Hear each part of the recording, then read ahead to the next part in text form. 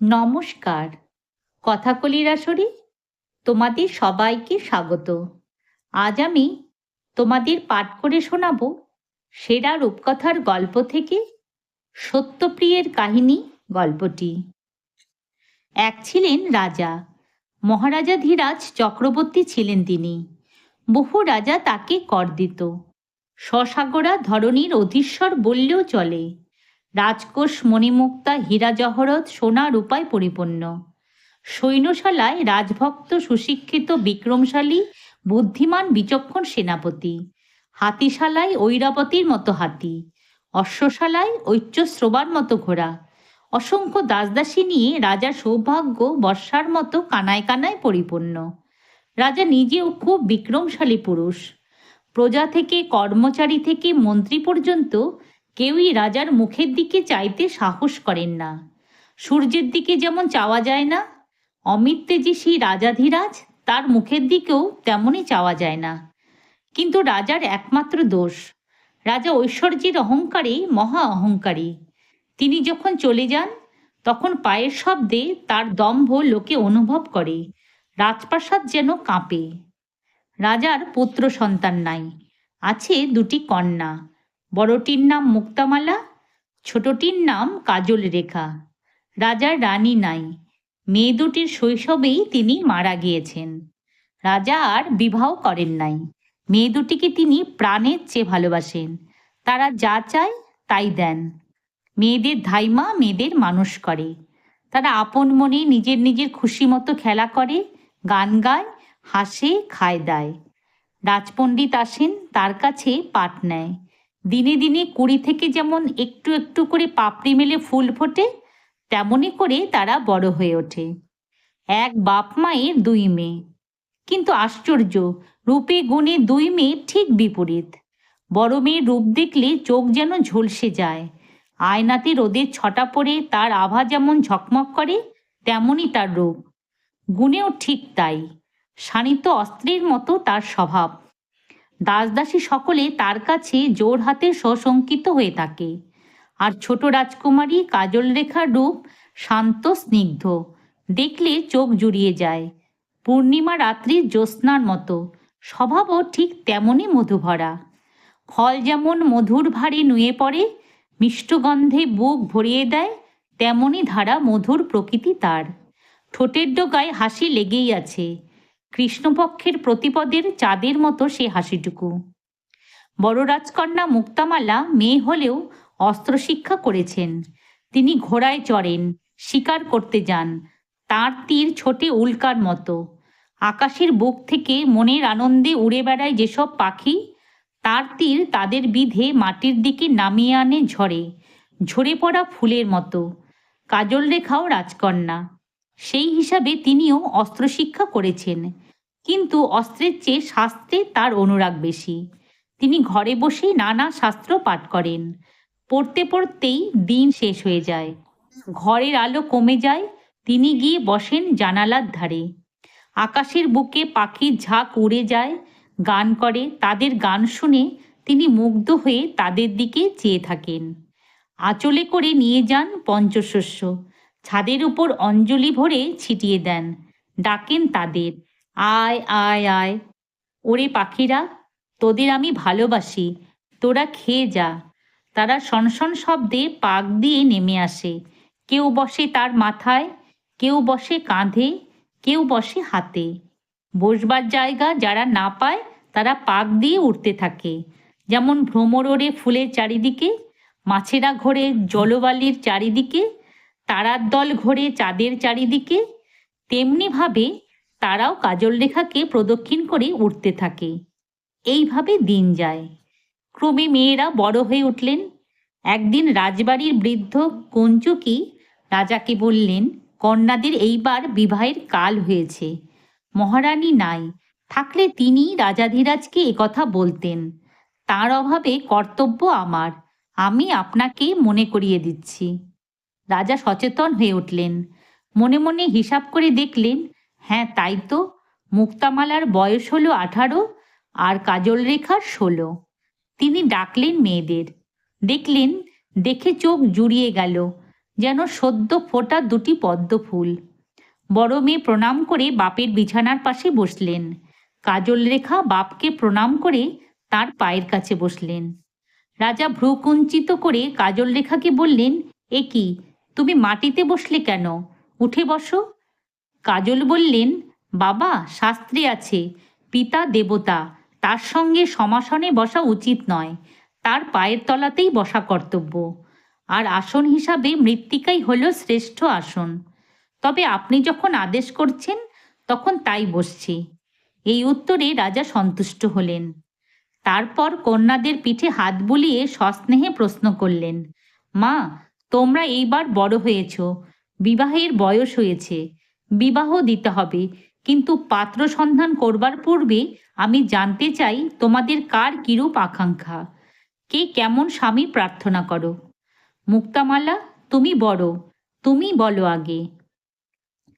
মুক্তামালা বললেন, আমার আকাঙ্ক্ষা, আমার স্বামী হবেন তিনি যিনি শৌর্যে বীর্যে তেজস্বিতায় হবেন আপনার যোগ্য জামাতা। রূপে হবেন তিনি কন্দর্পের মতো, বীর্যে হবেন তিনি ঝড়ের সদৃশ পবন দেবতার মতো। রাজা হেসে কন্যার কথায় বাধা দিয়ে রহস্য করলেন। বললেন, তাহলে তোমার ছেলের প্রকাণ্ড লেজ থাকবে মা, কেননা পবননন্দন হলেন হনুমান। পিঠের উপর লেজ তুলে দিয়ে জয়রাম বলে এক লাফে সাগর ডিঙিয়েছিলেন, জানো তো? মুক্তামালা একটু লজ্জিত হলেন। রাজা হেসে বললেন, বলো বলো।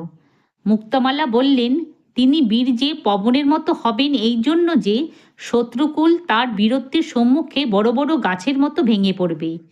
তেজে তিনি হবেন অগ্নির মতো, তাঁর রক্তচক্ষুর দৃষ্টির উত্তাপে যারা দুষ্ট, যারা হবে তার প্রতি ঈর্ষাপরায়ণ, তারা অগ্নির সম্মুখে তৃণের মতো ম্লান হয়ে শুকিয়ে যাবে।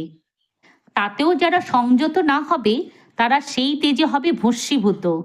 তাকে হতে হবে খ্যাতিমান প্রাচীন রাজবংশের সন্তান।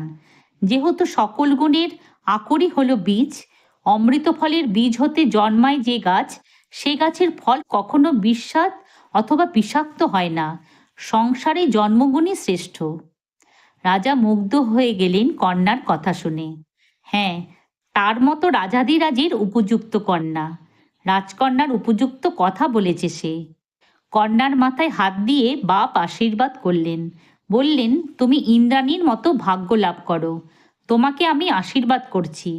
তোমার মনোমতো স্বামী আমি অনুসন্ধান করব। পৃথিবীতে না পাই, দেবলোক গন্ধর্বলোক পর্যন্ত অনুসন্ধান করে অবশ্যই নিয়ে আসব। মুক্তামালার মুখে হাসি ফুটে উঠল।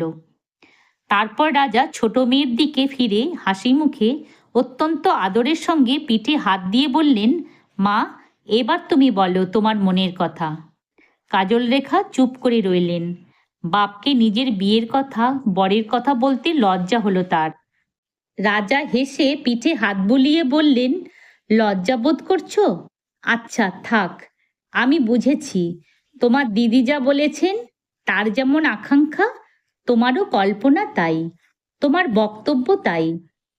কঞ্চুকি বিনয় করে বলল, আজ্ঞে হ্যাঁ মহারাজ, অন্য প্রকার বাসনা বা বক্তব্য থাকবে কেন? পর্বতের কন্যা হলো নদী। নানা ধারার নানা দেশের মধ্য দিয়ে তারা স্বয়ম্বর হবার জন্য ছুটে চলে।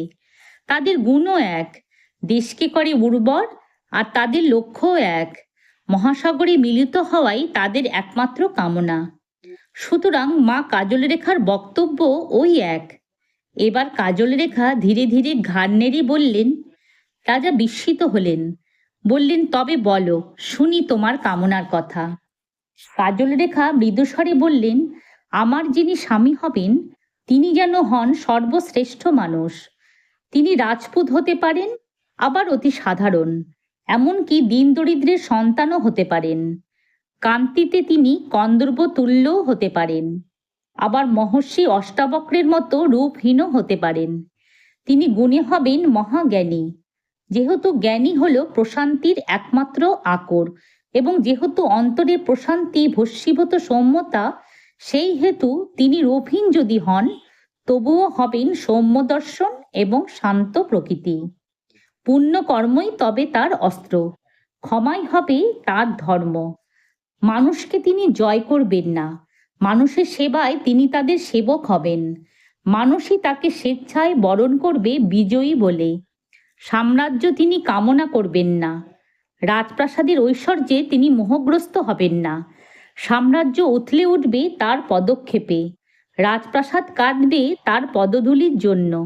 তার রক্ষী থাকবে না কেউ, যেহেতু জীবন তার কাছে বড় নয় এবং সেই হেতুই তিনি হবেন অসামান্য। রাজা এবার অসহিষ্ণু হয়ে উঠলেন। তার কন্যা হয়েই একই বলছে কাজলরেখা। তার কথার মধ্যে যে বারবার রাজত্বকে তুচ্ছ করছে, রাজাকে হেয় করছে। তিনি বাধা দিয়ে বললেন, তোমার মস্তিষ্কের বোধ হয় ঠিক নেই কাজলরেখা, তাই বারবার তুমি অসম্ভব কথা বলছো। রাজপুত্রকে কামনা না করে সাধারণ মানুষকে বরণ করবার কথা বলছো। কাজলরেখা বললেন, কন্যার ঔদ্ধত্য মার্জনা করবেন। আমি কিন্তু মনে করি অন্যরূপ। জন্ম থেকেও কর্মকে শ্রেষ্ঠ বলে মনে করি। কর্ম থেকেই মানুষের প্রতিষ্ঠা। মানুষের প্রতিষ্ঠা থেকেই হয় এক বংশের প্রতিষ্ঠা। আবার সেই বংশের বংশধরের অপকর্মে হয় সেই বংশের অধঃপতন। আপনার এই মহৎ বংশ, এই বংশের মহিমা এবং স্থায়িত্ব নির্ভর করছে পুণ্যকর্মী উত্তরাধিকারীর উপর। ঔদ্ধত্য, উগ্র, ক্ষমাহীন, প্রেমহীন উত্তরাধিকারী আপনার দৌহিত্র হোক না কেন মাতৃকুলের দিকে, তার আপনার বংশে জন্ম, হোক না কেন পিতার থেকে অন্য কোনো বড় রাজবংশে জন্ম, সে কখনো আপনার বংশমহিমা এবং কুলগরিমাকে অক্ষুণ্ণ অটুট রাখতে পারবে না। বিধাতার লিপিও খণ্ডিত হয় মানুষের কর্মফলে। সুতরাং আপনার ইচ্ছা এবং আশীর্বাদই আপনার উত্তরাধিকারীকে ভাবিকালে রক্ষা করতে পারবে না। এই কথায় রাজা অত্যন্ত রুষ্ট হলেন কাজলরেখার উপর। কেননা তার মনে হলো কাজলরেখা তাকে অপমান করেছে। রাজার পুত্রকে কামনা না করে সাধারণ মানুষকে কামনা করে সে বংশের অপমান করেছে। তার আশীর্বাদ, তার ইচ্ছা উত্তরাধিকারীকে রক্ষা করতে পারবে না বলে সে তাকে অপমান করেছে। একবার তার ইচ্ছা প্রহরীকে ডেকে এখনই এই হীনমতি কন্যাকে বন্দিনী করে কারাগারে পাঠিয়ে দেন। তারপর একটা কথা তার বিদ্যুতের মতো মাথায় খেলে গেল। ভালো, তাই হবে। কাজলরেখা রাজাকে উপেক্ষা করে সাধারণ মানুষকে বিবাহ করতে তার প্রবৃত্তি, তাই তিনি করবেন। সেই বিবাহই হবে তার উপযুক্ত শাস্তি। রাজকন্যা হয়ে সে গরিবের বউ হবে। দাস থাকবে না, দাসী থাকবে না, রাজভোগ পাবে না। মোটা কাপড় পরবে, নিজে ভাত রাঁধবে, ঘুঁটে দেবে, নিজের হাতে কাঁটা ধরবে। এই তো উপযুক্ত শাস্তি। তিনি তাই স্থির করে দুই কন্যার পাত্র সন্ধান করতে লাগলেন। মুক্তামালার বর খুঁজতে চারিদিকে রাজ্যে রাজ্যে রাজঘটক গেল। আর গরিবদের ঘটকালি করে যারা, তাদের কয়েকজনকে ডেকে কাজলরেখার পাত্র সন্ধান করতে বললেন। এই ঘটকের মধ্যে একজন বৃদ্ধ, তিনি বললেন, যদি অনুমতি করেন তবে ছোট কন্যার মুখ থেকে একবার তার কথা শুনতে চাই। রাজা অনুমতি দিলেন। বুড়ো ঘটক রাজকন্যাকে বললেন, মা, কয়েকটি প্রশ্ন করব। মহাদেবের বয়সের গাছপাথর ছিল না, জানো তো? তিনি শ্মশানে বাস করেন, জানো তো? দেবতারা যখন অমৃত পান করেন তখন তিনি বিষ পান করেন, জানো তো? দক্ষ রাজার কন্যা তাকে বিবাহ করার ফলে দক্ষযজ্ঞ হয়েছিল, জানো তো? কাজলরেখা বললেন, জানি। বৃদ্ধ বললেন, তবে? তবে কাজলরেখা বললেন, আমি সতী কন্যা, আমার সংকল্প কখনো ভঙ্গ হয় না। হ্যাঁ, বুঝলাম, তুমি সমস্ত কিছু সহ্য করতে প্রস্তুত। নিশ্চয়। তারপর রাজ্যে এক মহা উৎসব আরম্ভ হলো, মুক্তামালার বিবাহ। মহা সমারোহ করে মুক্তামালার বিয়ে হলো এক রাজকুমারের সঙ্গে। যেমন বর চেয়েছিলেন মুক্তামালা, তেমনই বর। আর কাজলরেখা? হ্যাঁ, তারপর একদিন সেই বৃদ্ধ ব্রাহ্মণ ঘটক নিয়ে এলো এক বর। সাধারণ একটি লোক, এক দেশের এক কবি, গরিব কিন্তু খুব পণ্ডিত। দেখতে মোটেই সুন্দর নন, কিন্তু মুখের হাসিটি বড় শান্ত, দেখলেও মানুষ শান্তি পায়। রাজা কন্যাদান করবার সময় ভেবেছিলেন মুখ ঘুরিয়ে থাকবেন, মুখ দেখবেন না। হঠাৎ একবার দৃষ্টি পড়ল ছেলেটির মুখের দিকে। তার মুখের হাসিটি বড় ভালো লাগলো। তিনি একবার ভালো করে দেখলেন, আবার দেখলেন। কন্যাদান শেষ করে উঠে একবার ভাবলেন তাদের ডেকে ধনরত্ন দিয়ে তাদের আদর করে নিজের কাছেই রাখবেন, কিন্তু না, নিজেকে কঠোর করে তুললেন। কর্তব্য করতেই হবে। মুখ ঘুরিয়ে বললেন, আজই রাত্রে তোমরা আমার রাজ্য থেকে চলে যাও, প্রভাতে যেন দেখতে না পাই, কেউ যেন জানতে না পারে। কাজল রেখার বিয়ের কথা কাউকে জানাননি তিনি। আলো জ্বলে নাই, বাজনা বাজে নাই, শুধু দুবার চারবার শাঁখ বেজেছিল, দুটি প্রদীপ জ্বলেছিল, তাও ঘর বন্ধ করে। অন্ধকারের মধ্যে বর আর কনে, কপি আর কাজল রেখা হাত ধরাধরি করে পায়ে হেঁটে রাজ্য থেকে চলে গেলেন। যাবার সময় রাজা কিছু ধনরত্ন দিতে চাইলেন জামাইকে। জামাই বললেন, আমাকে ওসবের বদলে কিছু চাল দিন, যা রান্না করে 10 জনকে ভোজন করিয়ে অবশিষ্টাংশ আমরা ভোজন করে তৃপ্তি পাব। ধনরত্ন অলংকার এর মূল্য আমি বুঝি না। কন্যা কাজল রেখা তার গায়ের সমস্ত অলংকার খুলে বাপের পায়ের কাছে নামিয়ে দিলেন। তারপর কবি আর কাজল রেখা এলেন কবির ঘরে। গল্পের বাকি অংশ পরের দিনের জন্য রইল। যদি তোমাদের আজকের এই গল্পটি ভালো লেগে থাকে তাহলে একটা লাইক ও আমার এই চ্যানেলটিকে সাবস্ক্রাইব করে দিও, যাতে তোমাদের জন্য আরও অনেক নতুন নতুন গল্প নিয়ে আসতে পারি। ধন্যবাদ।